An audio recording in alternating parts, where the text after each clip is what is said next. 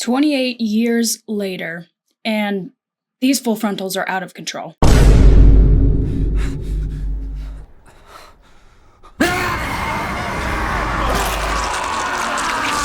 28 Years Later is the third installment of the 28 Days Later series. Still living in a ruthlessly enforced quarantine from the rage virus, some have found ways to exist amid the infected. One of the groups lives on a small island connected to the mainland by a causeway. However, when one of the survivors decides to venture into the mainland, he soon discovers a mutation that has spread, as well as other survivors who have learned to adapt. So Danny Boyle and Alex Garland return as the director and writer of 28 Years Later, respectively, and the movie stars Alfie Williams in his feature film debut, Jodie Comer, Aaron Taylor Johnson, and Ralph Fiennes. 28 Years Later is a movie that was really highly anticipated by myself as well, but I have to keep it so for real with you guys. I really wasn't a huge fan of 28 Days Later, nor was I a huge fan of 28 Weeks Later, but I was kind of excited for 28 Years Later, and the reason why is because I kind of really like the idea of learning about the rage virus mutating and learning about how it has changed over the course of almost 3 decades, and how they might do something kind of different with that and a little bit more on the horror spectrum with that. But was this everything that I thought it was going to be cracked up to be? Were the jerky camera movements in typical 28 days, weeks, years later fashion pretty cool and unique and intriguing, or irritating as Did the story work cohesively and give us something to really grip onto? Let's talk about it and dive deep into 28 Years Later. So starting with some things I like about 28 Years Later, I think that the first about 1/4 to 1/3 of this movie is actually really great. I think it's gripping. I think it slowly builds the tension and gives us a taste of what the hardships have been like living on a quarantine island. We get a look into this father-son dynamic that they originally give us at the beginning of the film. I think that the beginning of the movie develops our main character Spike in a pretty good way, and they do this whilst also giving us some really magnificent scenes in a magnificent setting. I personally love the setting in the Scottish Highlands. I actually just returned from Scotland and I love it. I generally love the area. I love the castles. I love the Scottish feel that they really gave us here. I think the atmosphere is really great. But cinematically, I have to say, the aesthetics of the causeway take the cake here in this film. There's this scene that I really like where two characters need to get back to the island, but it's still high tide. So you see them running across the causeway in shallow water, northern lights beaming above them, crazy man, zombie alpha chasing behind them. The music is perfectly fitting for the mood whilst the chase is happening, and the scene is just magnificent and gorgeous, and it really stood out to me, and I love how they did that. And there's other examples of that sort of atmosphericness that they bring into this as well. The way the movie is filmed is also fairly distinctive. While I do think some of those jerky camera movements were a little bit overutilized,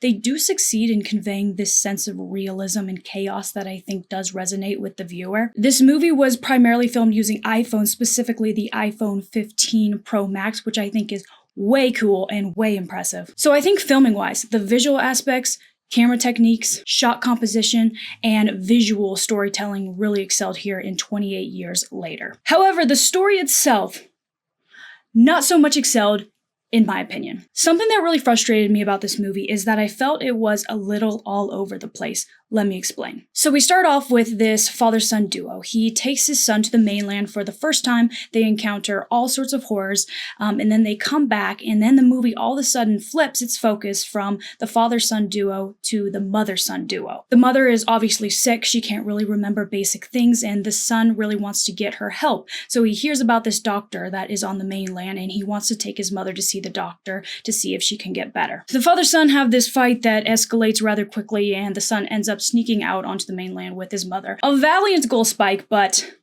not so smart. So the issue here that I take with the movie is that it builds up almost, in my opinion, this false narrative. So for me, the movie really had me believing that there was some big conspiracy going on with the mother. Somebody was keeping her sick. She had some sort of knowledge into the virus, or that she would help with the cure and humanity.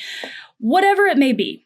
The movie really intrigued me into the mother's condition. And they further intrigued me by adding this one scene where she turns into this badass protective mama bear and takes this zombie out, boom, bang, bop, bing, and she doesn't even remember it. So I'm like, who is this badass woman? We're going to learn a lot about her past and her backstory, and it's going to end up being really cool. That's what I had in my head. And I'm thinking to myself, she's sick. I wonder if she's a carrier. I wonder if she could be the cure to humanity. I wonder if what the doctor's going to say when she gets there. I wonder if they're going to inject her with the virus. Maybe she can become a carrier and slowly get injected or help others or whatever it may be. You know, at the time, my mind's like, something's going on with this mom.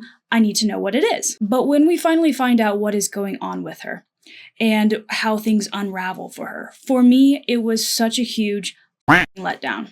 And honestly, what happens next is really fucked up too. So this is going to be a little bit of a spoiler section that I have to talk about quickly. If you don't want to hear this, you can skip it in the timeline below. But if not, let's get into it. So when Spike finally gets the doctor to check out his mother, we find out that she has cancer, and the doctor then, get this people, the doctor then proceeds to paralyze Spike, the 12-year-old boy, basically kill his mother in front of him.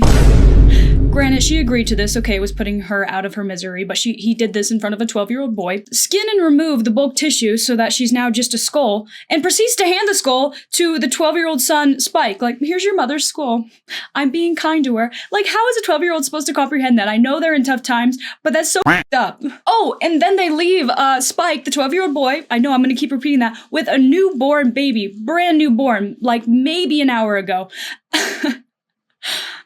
What the f***? Again, I know it's supposed to be a sweet moment, putting the mom out of her misery, talking about how death is not really something to be afraid of, be one with death, this is a good thing, but in my head I'm like, what the f***?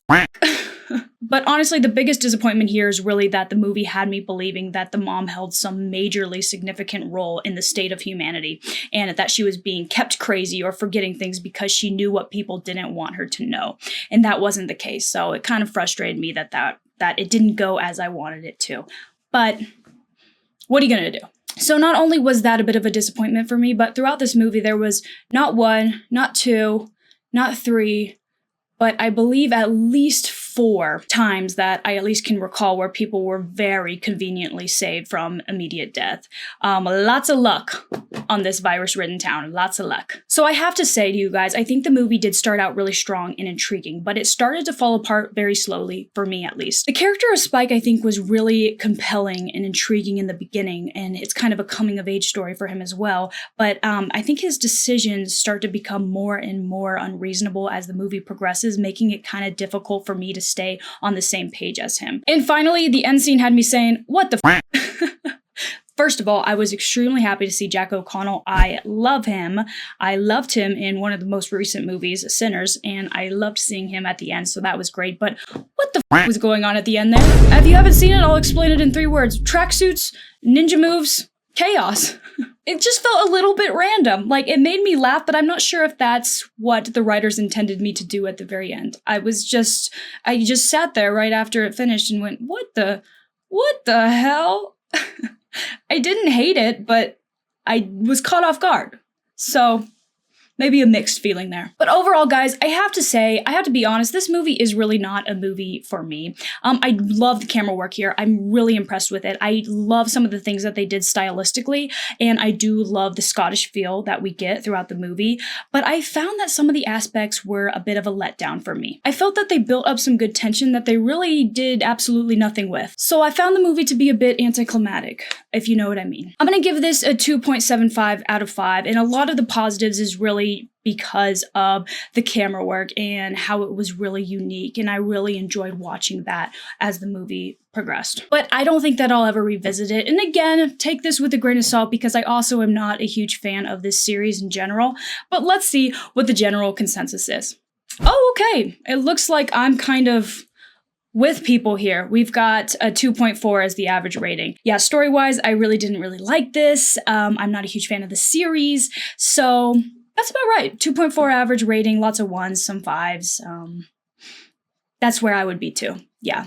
It's about a 50%, maybe a little bit of an edge because of that work that I like there and the setting and some of the stylistic things they did, especially in the beginning of the movie. So I think that's fair. Oh, this one has an 89% on Rotten Tomatoes though. Interesting. 7.2 IMDb. Yeah. Well, this is a lot of ratings. This gives you kind of a good roundabout 3,978 ratings and an average of 2.4. For me, I feel like that's pretty spot on. So there you have it. I would maybe say if you're a fan of this series, I do think that you'll like this one. I think there is some impressive stuff here visually, but I find it lacking in a lot of other ways. After all, I really only left this movie thinking about two things. Jack O'Connell, what the f***, and the zombie alpha, if you know what I mean. But what did you guys think? Have you guys seen 28 Years Later? Do you disagree? Do you agree? I would love to hear your thoughts. Let me know, and thank you guys for watching, and catch me next time. Peace.